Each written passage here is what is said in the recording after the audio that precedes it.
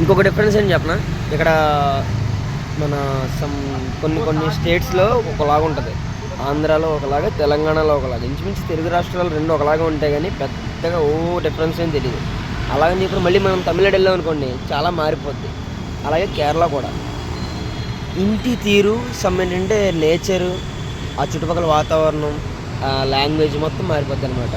ఇప్పుడు కేరళలో ఏంటో చెప్పిన స్పెషాలిటీ, ఇక్కడ స్పెషాలిటీ ఏంటని కనుక మీరు అడిగితే, అడగకపోయినా నేను చెప్పేదని చెప్పిన ఇల్లు మీరు ఎక్కడికి వెళ్ళినా కానీ పెంకుటిల్లు, పెంకులతో కట్టినట్టుగా ఉంటుంది. చూస్తే వాతావరణం మొత్తం అవన్నీ పెంకులు కాకపోయినా ఆ డిజైనింగ్ మాత్రం సేమ్ అలాగే ఉంటుంది. ఎంత బాగుంటుందండి, అంత బాగుంటుందండి. నేను ట్రైన్లో వచ్చేప్పుడు చూస్తూనే ఉన్నాను అవి. ఇక్కడ స్పెషాలిటీ ఏంటంటే అది. ఇంకొకటి ఏంటంటే ఎక్కడ పడితే అక్కడ కొబ్బరి చెట్లు, మన సైడ్ కూడా ఉంటాయి, మన గోదావరి, తూర్పు గోదావరి, పశ్చిమ గోదావరి మన సైడ్ మొత్తం ఉంటాయి. కానీ ఇక్కడ ఉన్నంతగా ఎక్కడ ఉండవు. అట్లా ఎక్కువ వాడతారు కూడా. ఇంకోటి ఏంటంటే కళ్ళు, కొబ్బరి చెట్ల నుంచి తీసే కళ్ళు ఇక్కడ ఎక్కువ తాగుతారు.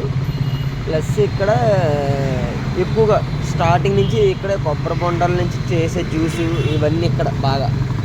ఇంకొకటి ఇక్కడ బాగా స్పెషల్ ఏంటంటే ఐటమ్ ఇడియప్పం. నేను ఇప్పుడు అదే తిన్నాను, ఇడియప్పం. ఎంతైంది ఇడియప్పంకి?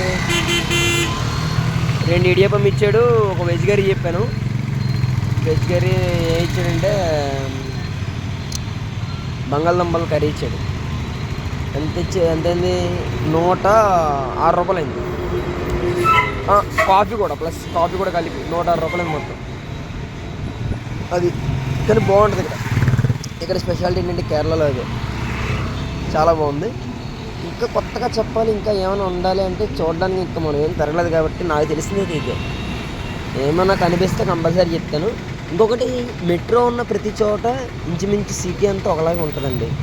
సేమ్ మన హైదరాబాదు ఇంకా ఎక్కడెక్కడ మెట్రో ఉంటే అక్కడక్కడ యాజ్ యూజువల్గా ఎలాగుంటుందో అలాగే ఉంటుంది. పెద్దగా ఏం మార్పే ఉండదు. కేరళలో అయినా సరే, ఎక్కడైనా సరే సేమ్ షాపులు, same lighting, everything, traffic rules అంతా ఒకటే. అర్థమైందా? బాగా వ్యత్యాసం ఏమైనా ఉంటుందంటే పెద్ద వ్యత్యాసం ఏమి ఉండదు. ఇంచుమించు సిమిలర్స్ ఒకలాగే ఉంటాయి. కాకపోతే ఏంటంటే లాంగ్వేజే మారుతుంది.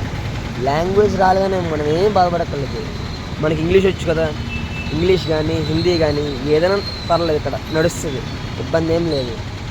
మలయాళమే మాట్లాడాలి స్పష్టంగా, మనం కూడా మాట్లాడాలని అనుకుంటే మనం ముందు నేర్చుకోవాలి. మనకు రాలేదు కదా మరి ఎలాగా అని చెప్పి మనం ఏం భయపడక్కలేదు, బాధపడక్కలేదు.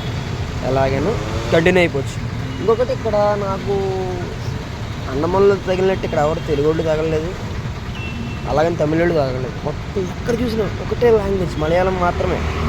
నాకు అప్పుడే అనిపించింది, అమ్మ ఎక్కడి నుంచైనా వచ్చి కొన్ని చోట్ల వర్క్స్ చేస్తారు కానీ కేరళ నుంచి మాత్రం వచ్చి ఎక్కడైనా చేస్తారా అంటే నాకు ఎక్కడ దాఖలాలు కనిపించలేదు.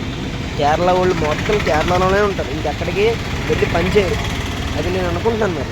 మరి ఎంతవరకు వాస్తవం నాకు కూడా తెలీదు. మీకేమైనా చేస్తే చెప్పండి.